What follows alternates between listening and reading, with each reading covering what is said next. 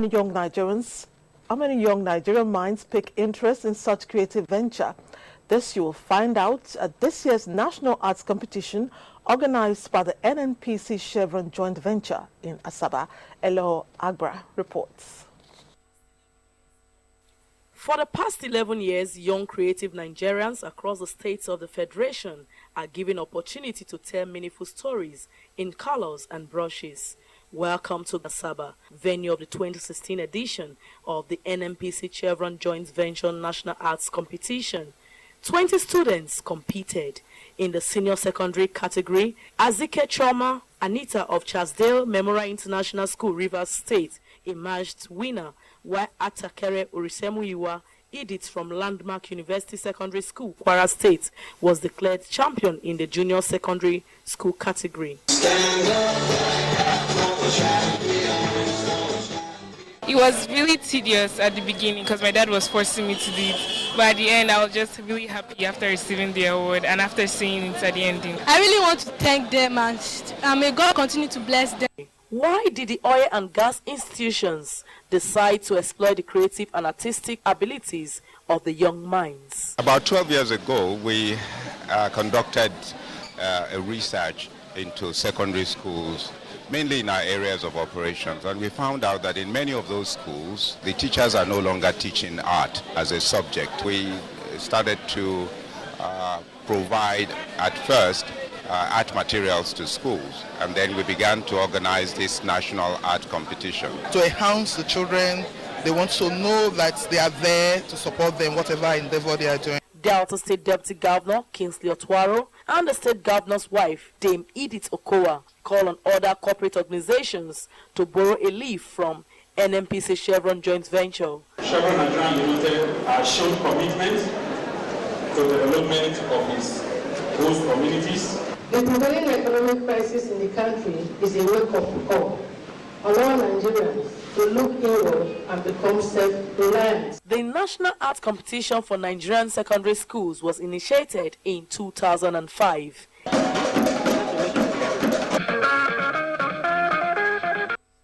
Moving on, this happens frequently in Lagos, where market women verbally assault prospective customers for daring to price their goods below expectation or price the item and end up not buying it. Is this appropriate? Shouldn't there be some form of bargaining between buyer and seller before both can agree on a price? Why do some market women in Lagos love to insult customers? Annie Daniels investigates. Imagine this scenario. It is typical in Lagos. You go shopping at a local market for, let's say, soup ingredients. You are attracted by the beckoning smile of the trader. You go to her stand and in your quest for a good bargain, you beat down her price. Exasperated by what she considers unfair bargaining, she suddenly rains abuses and curses on you. I went with my friend to get some sneakers. So we met the woman there and we were like, okay, she was actually said the sneakers were supposed to go for 7,000, and we said, okay, can we get it for 5,000? And she was like, we should come and carry it. And we're like, what kind of language is that? You said something is 7,000. Do you expect us to just count 7,000 and give it to you? They were like, hey, if you don't have money, why do you come to price? Who asked you to come? Who begged you to come? You these boys of nowadays, you're useless. You're not going to get work to do. You just go around disturbing people and wasting their time. Those that find their face only they'll just abuse you. You don't know what to do again. If care is not taken, you will not enter that shop again. I doubt if there is anyone in Lagos who hasn't experienced this unfriendly attitude from a market woman. Why do they do this? They have many things on their mind going, many problems in the homes. So it comes from home. It comes from upbringing. Most of the time, I've been under the sun for a while. So I just guess, like, as a normal human being, then it's just normal for them to be aggressive. Knowing that curses have a way of manifesting, I had to ask these respondents if they fear the curses can affect them one way or another. If someone wants to determine to curse you and to make it effective, or maybe it's as planned before, maybe you put something in his mouth or like anything else, that maybe if I talk to this person, but this one is unfortunately, it doesn't put anything in mouth. So just maybe annoyed. It calls you, that causing doesn't reflect anything. Because they used to curse people, it's not like the thing enter their mind, it's just their culture. Some people like to curse. because they didn't know God. That is just Lagos life, and we are used to it. If you are coming for the first time to Lagos, open your eyes, be sharp and open your eyes to approach people in Lagos. Iyabo Jimo is a typical example of a Lagos trader. She explains why some traders rain curses and abuses on prospective customers. Customer requests for price of commodities. After telling them, they will say my goods are too expensive and ask me to get away. Do they expect me to sell it to them at the cost price? Don't they want me to make profits, even if it is 50 naira? Some of them even call me a thief. Do you expect me to keep quiet? Of course, there will be exchange of words that sometimes lead to a fight.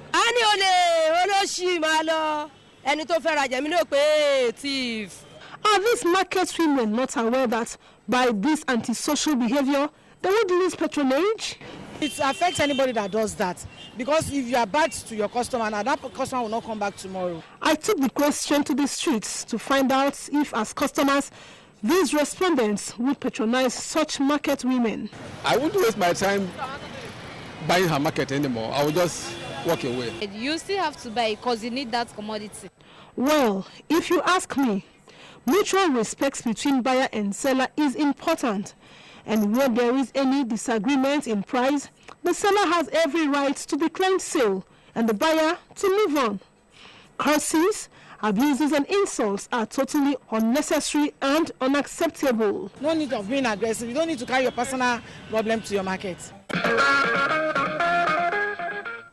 Some market women need to be told that the customer is always right. It will be tough to do that because they may pounce on you for daring to say such. Oh well, some things may never change. That's life. Moving on, her name is Abigail Wakama, but the people call her Madam Cash. She runs a local bar, but that is just a front because her real means of livelihood is from the underworld. She has a partner in the underworld business. Surprisingly, he claims to be a pastor. This is in Asaba, Delta State. If you are wondering what Madam Cash and Pastor Chinedu Strongman really do for a living, here is Elo Agbra with the details.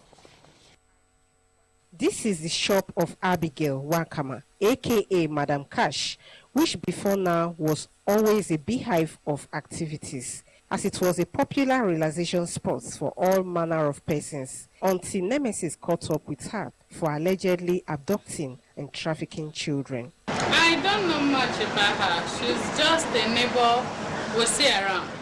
Okay. That's just it. Until the matter came up, me, for example, I didn't know she was into that kind of business. So she started drinks. I normally go there and drink. So eventually I had something of child trafficking, which I don't know how come about. The shop is located at Isieke quarters, en route the popular Stop Abortion Junction in the heart of Asaba. Madam Cash was among some suspected criminals paraded by the Delta State Commissioner of Police, Zana Ibrahim. It was quite a difficult task getting responses from her on the nature of the crime she was being accused of. Her accomplice, Pastor Chinedu Strongman, whom investigations reveal buys the children at the cost of 400,000 naira, responded to us. Philanthropy. So I'm asking one question. Anybody is free to come to the church. It's a place where anybody comes. The police public relations officer, Deputy Superintendent of Police, Celestina Kalu, gave an update on the fate of Madam Cash. Madam Abigail Wakama, aka Madam Cash, she's cooling down in Agbo prison, and other of our cohorts, they are in Awashuku. The female ones are in Agbo prison, while the male counterpart, the prophet, is in Awashuku prison.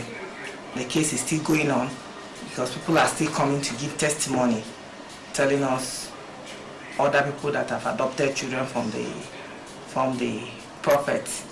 So we know that he's kind of having an illegal adoption home.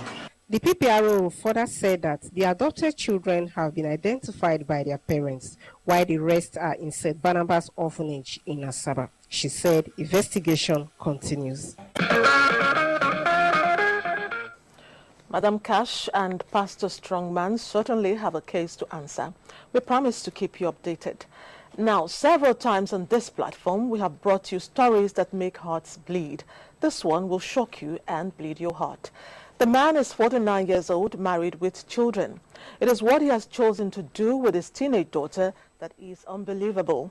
Because it is a crime against God and man, he has been apprehended by the police in Lagos. Annie Daniels again reports. I was caught with my daughter. Caught doing what with your daughter? So I'm making love with her. The first time is when I went to party. When I came back and I was drunk. So I don't know how I met my daughter. I don't know for the first time. But the second time only something that all of us were inside with my wife. That is 49-year-old Tony Ehumadu confessing to raping his own daughter, aged 15. Tony lives in Lagos with his wife and 3 children. He is a distributor of alcoholic and non-alcoholic drinks. The police got wind of his ungodly act from a humanitarian organization in Lagos. And after apprehending him, he was pretending about the whole lot of the issue until he was duly interrogated. Though the accused agrees to committing the crime, he points his accusing finger to unseen forces. We're thinking evil things. I don't know what is happening to me. Because why? One again. Because as you know, when we're living in that place, we don't have food to eat. But with God started opening door for us. Things started coming out. We buy bus. We're running our business. I think people started envy on us. Explaining further, Tony debunks claims of threatening his daughter or forcing her into the acts of incest. No. You can take knife, choke me, stab me here now. The same thing. No. We always sleep as one. We can sleep on the floor. We can sleep in the bedroom. We sleep like cow at times. Because at times they would leave a person come and sleep with me, like just as a father and children. He also denies administering contraceptives on his daughter to prevent pregnancy. You see, my daughter have to God. My daughter have this anytime if there's cold, she was pneumonia. Yes. So they say veterinary tablets because the mother don't have time for those things again. This sister police was saying that we should be giving her Ventolin and another tablet to stop It is common knowledge that incest is abominable. What could possibly make a man commit such an act with his own flesh and blood? A psychologist explains. The father has a psychological problem. He has a disorder that he will need the attention of the clinical psychologist or a psychiatrist for help. Or you can consult a counselor for help. Because nothing on earth should make a man to sleep with his daughter. Tony now says he has realized his mistakes and will turn a new leaf if set free by the law. You see, this one, I do not devote my time much on God. But this time, madam, look, they say there's no God, there's God. So God knows the best. Available statistics show that, in spite of arrests by the police, arraignments in courts, and regrets as expressed by Tony, there is still a high incidence in rape cases in Nigeria. I don't want to believe that it's on the increase. It's just because people now come out. Victims now come out and report such cases. In times past, you don't have it done. And even if it is happening, you will see someone that will quickly advise you. You don't need to go anywhere because you will be stigmatized. Even in this particular case, the wife saying we should not arrest the husband. It was at that point we now said, okay, you also will be arrested if you prevent us from taking your husband, that she had to give up. What a sordid tale. Domestic crimes can be nipped in the bud if people pay close attention to goings on within the home space. Talking health now, it is true that certain kinds of infections can be contracted from toilets. The layman calls it toilet infections. Women, they say, are more prone. Tonight we focus on the kinds of infections that can be contracted from simply using a toilet. How can anyone know that they have contracted such infection, and what are the preventive measures? Joy Kena Bakboya reports. There's nothing worse than desperately needing to go to the toilet when the options are public parks or service stations. Many people hover over the toilet seat, squat, hold their breath and try not to think of the disease-causing germs that are probably crawling all over the seat and bowl. This is because a dirty toilet is seen as a vehicle for transmitting infections to humans. This conception has given rise to what many now call toilet infections. You can contact gonorrhea there. You can contact gonococcus. You can contact staphylococcus. You can contact different diseases. Some of the signs you see are itchy. When you start feeling itchy in your private part, sometimes you discharge, you have a mucus discharge or some smelly discharge and all that. So these are signs you get and you know that yes, you have that toilet infection. But against the belief of these respondents, medical experts say fecal-oral diseases are the major infections that can be contracted from using unhygienic toilets. These diseases include streptococcus, a throat infection, E. coli, hepatitis A, common cold, and staphylococcus, a skin infection that causes boils and cellulitis. Toilet infection, if you want to look at them, they are things like Shigella. It's a kind of, organism that you can contact out of unhygienic environments, toilet use. Do you understand what I'm saying? And it comes when the patient has it. It has some kind of abnormal, dysentery. They have dysentery. The stooling is not normal. There's a kind of stooling, frequent stooling, is like greenish, occasionally mucoid. And E. coli.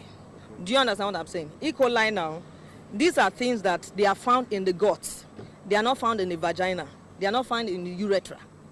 They are from the mouth to the gut, then to the anus. From not washing hands and things, one can get cholera, you can get hepatitis A, which is foodborne and not, but they are all, things that go on with our fingers.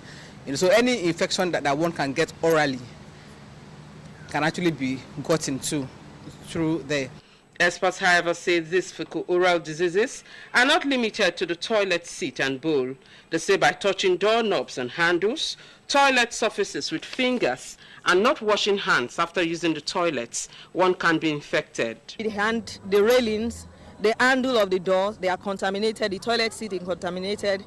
Then somehow, there's a kind of fecal-oral transmission. The hand is contaminated. There's no proper hand washing. The patient eats. They can have diarrhea. On the common belief that sexually transmitted diseases can be transmitted through the toilet, experts have this to say. Most sexually transmissible infections, like Neisseria gonorrhea and chlamydia, they are sexually transmissible. They're not from the toilet. They will not necessarily come from the toilet. They come through. That's why they're called sexually transmissible infection. So they will not necessarily come from what they call toilet, so-called toilet. So there's not like toilet infection. Yes, people can have yeast infection, which is the commonest cause of vaginal discharge. People can have yeast infection from the toilet, and they can have it from anywhere, not necessarily the toilet. What you can get from a dirty toilet is very, very different from sexually transmitted infection. You won't have urethral discharge because you have used the toilet. The worst case that a woman can have is just candidiasis. If a man has urethral discharge, that discharge should be cultured. While you don't need to worry about picking a sexually transmitted infection from a public convenience, experts say washing and drying hands after using the toilet is one of the most important factors in stopping the spread of digestive diseases. Make sure the toilet is kept clean, they are properly handled, you use disinfectant to wash them.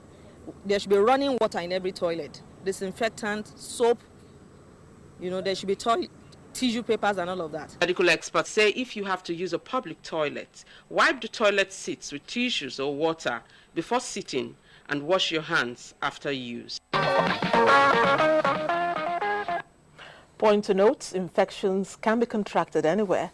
We need to keep a clean environment. And thanks for that, Joy. Why is it that many Nigerians don't keep to time? They are perpetual latecomers to any event.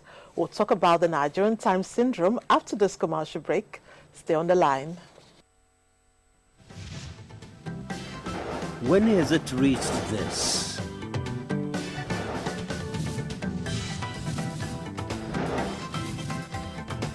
Much less this. And this.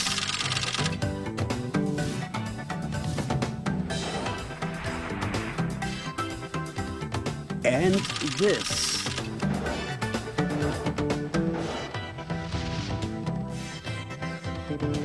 And this.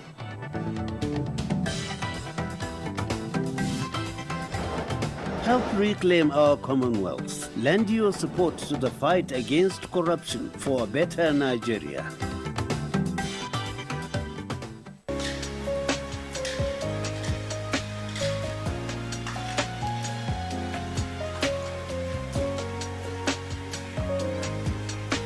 Smoking is bad for your heart. It is one of the main causes of coronary heart disease. To keep your heart healthy, avoid smoking. I would like to invite Richard over for dinner this weekend. Who's Richard? You sleep with all the clients. That you owe me for bringing your daughter country to understand me. He wants to sweep it clean and go back to Africa where he comes from. Nice. But I haven't seen you in Forbes list, have I?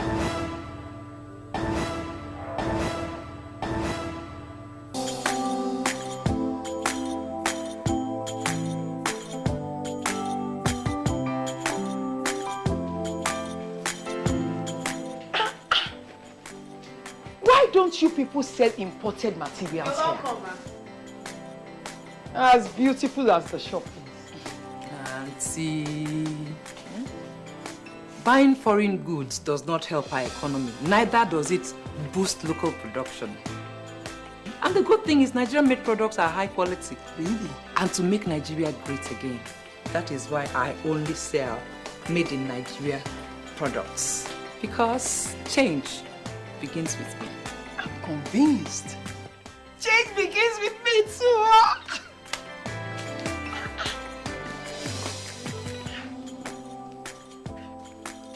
Change begins with me. This message is brought to you by the National Orientation Agency in conjunction with the Federal Ministry of Information and Culture. The production, distribution, and sale of counterfeit and fake drugs is a corrupt practice and a crime against humanity. This has informed several measures and strategies to combat fake drugs, including introduction of anti-counterfeiting cutting-edge technologies to detect fake drugs on the spot. These technologies are being deployed to all the states across the Federation, as well as the internally displaced people's camps. The President, Muhammadu Buhari, and his team are committed to this fight.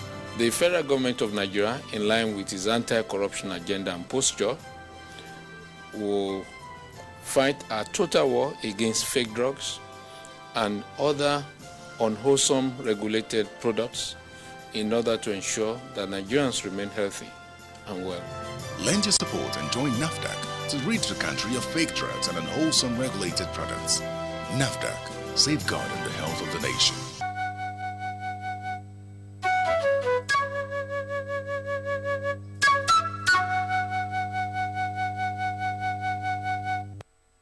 If we have lost the opportunity of 15 years, let us no longer lose any opportunity for the future. Our alternative is agriculture immediately and solid minerals.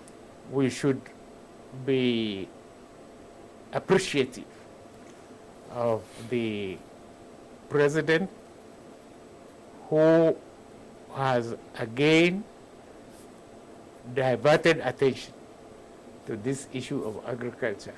The present administration is determined to go back to planning, identify priorities beforehand.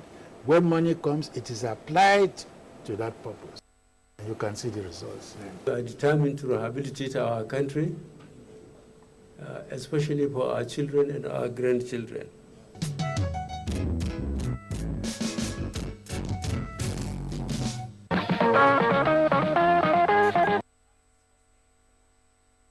Thanks for staying on the line.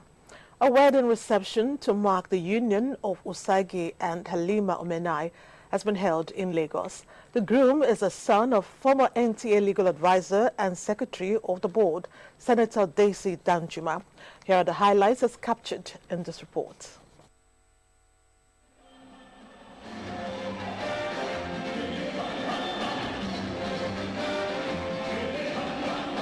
The reception attracted the cream of the Nigerian society, including Osagi's stepfather and former Defense Minister, Lieutenant General Theophilus Danjuma, Minister of State for Health, Dr. Sage Yanire, Ogun State Governor Ibikunle Amosun, other top government functionaries, captains of industry and family, as well as friends of the couple. It is every parent's joy for their children to get married. So I'm delighted and happy. They should be patient, and by the grace of God, they will have a peaceful, happy marital life. I pray for happiness, for success in all their endeavors, and for harmony and children, wealth, everything they want. Guests who attended gave the couple hints on successful marriage and also prayed for them. Our prayer is that all those who are living witnesses of today's event will continue to pray for the two families, that God in his infinite mercy will bless this marriage. To love one another, be very forgiving, and pray always. It's important in the morning they pray to God. Before they sleep, they pray to God, and God Almighty will bless them all through their lives with all their heart's desire. I wish them the very best. They have to be patient. They're not from the same part of Nigeria, but they can make it work if they're just patient and they pray to God daily. They must understand each other, and they must understand each other very well. The couple cut their beautifully decorated cake and also took to the dancing floor.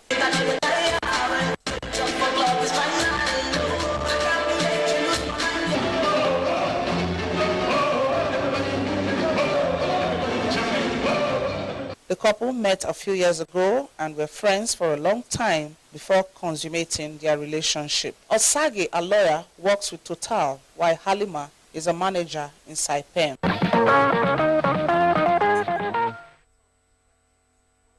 Still talking weddings, it was a turn of the Deputy Director of Programs at NTA, Antoinette Falou, to rejoice with her daughter over her achievement. Shola Fumi has not only matured, but matured enough to become a wife. And when she presented her heartthrob, Olushayo, it was inevitable that the two shall become one. The nuptial knot was eventually tied in Lagos, from where Jane Ojuku reports. The journey, which started as mutual admiration for each other, has by this official declaration and payment of dowry, according to tradition, climaxed into a lifetime union.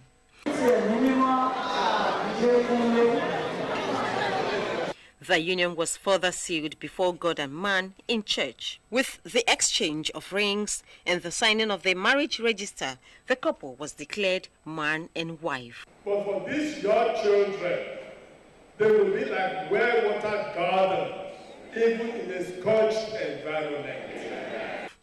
Thereafter, all roads led to the reception venue, where the couple treated their guests to a lavish party. Then it was time for the newly wedded to perform their first official assignment. And as expected, they didn't disappoint, as they carried it out with grandeur.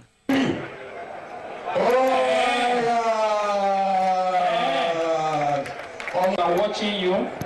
This is nice. As usual, I got nosy and couldn't wait to hear the juicy details of how and when the love journey began. He's a nice guy, he's patient, he's gentle. He has a sincere and a genuine love, and we have common goals, we reason commonly. The NTA family was fully represented as they turned out en masse to support one of their own, Antoinette Falou. They didn't just support with their presence, but also gave their blessings to the couple. Able to keep your anger, show understanding, and you are also able to discuss anything. Let them pray together to build a Christian home. When they rely on Christ, there won't be a problem. More blessings and good wishes thrilled the couple. There must be a lot of prayer, because there are things you can't see, there are things you can't know, and whether we like it or not, there's a supernatural realm that can handle those things better than you. To have the spirit of love and understanding and compassion. To be endurant, and most importantly, to put God in the center of their home. Apparently overjoyed, the couple broke into a dance and thrilled their audience beyond their imagination.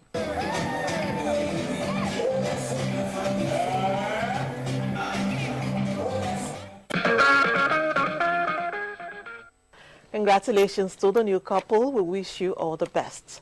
Now, have you observed that when an event is billed to start at a particular time, most Nigerians would get there at least 2 hours after the time? They feel no qualms about it, and in fact would carelessly say they are only keeping to Nigerian time. What would you call this? Indiscipline? Well, Well, let's pay attention to those reports on Nigerian Time by Annie Daniels. It could be a birthday ceremony, a wedding ceremony, or even an evening ceremony. It could also be a grand reception by a corporate organization, a book launch, a product launch, or even an event that requires the gathering of people in this country. One behavior is common amongst Nigerians when it comes to attending events. I'll give you a clue. The event is due to start at 1 o'clock in the afternoon. By 2 o'clock, it is yet to commence. This is because most of the guests have not arrived. Ladies and gentlemen, we are sorry. We want you to wait because some guests are still coming to come and join us here. Thank you very much. God bless you. The master of ceremony usually apologizes for the late start, appealing to guests already present to exercise a little more patience while they wait for the other guests to arrive. Relax at home, waiting for others to get there before they are there. Nigerian time, they call it. Arriving late always to events cannot be part of Nigerian culture, or is it? It is not our culture. It is far from our culture. I don't think it was not even imported. So it was fabricated by Nigerians. We adopted it. It shouldn't be part of our culture because that's it's not something decent. Because arriving late to events is not cultural and tends to disorganize the arrangement of events. Organizers these days do not fail to include "No Nigerian time, please" on the invitation cards. But the trend still persists. On most occasions, they like waiting for maybe their dignitaries, chairmen and co.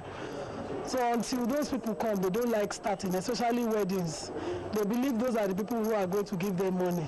So some of them, deliberately, they will be decked for an occasion to showcase, their clothing, their shoes, their wares.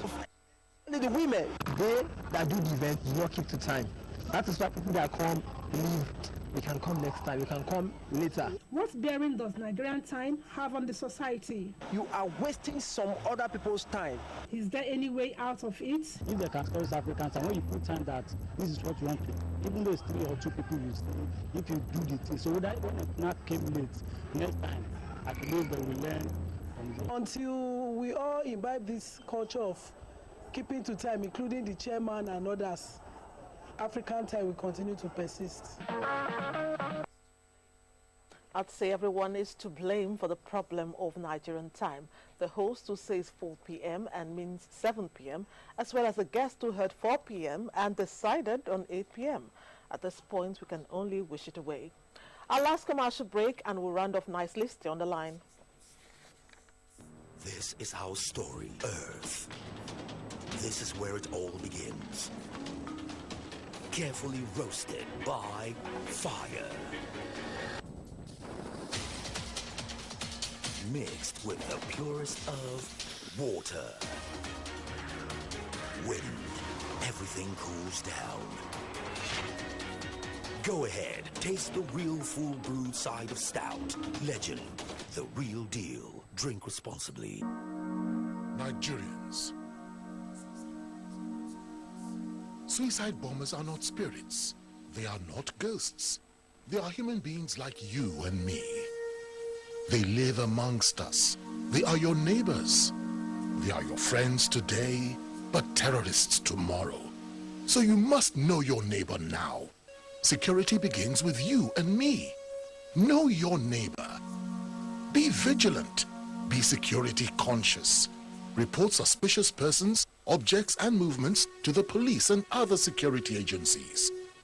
The security of our nation is a duty for you and me. If you see something, say something. Nigeria unite against terrorism. This message is brought to you by the Federal Ministry of Information and Culture. That's our offering tonight. Thanks for staying on the line all the way. I urge you to stay that way till next week when Newsline shall return with another bumper harvest. See you then. Good night and God bless Nigeria.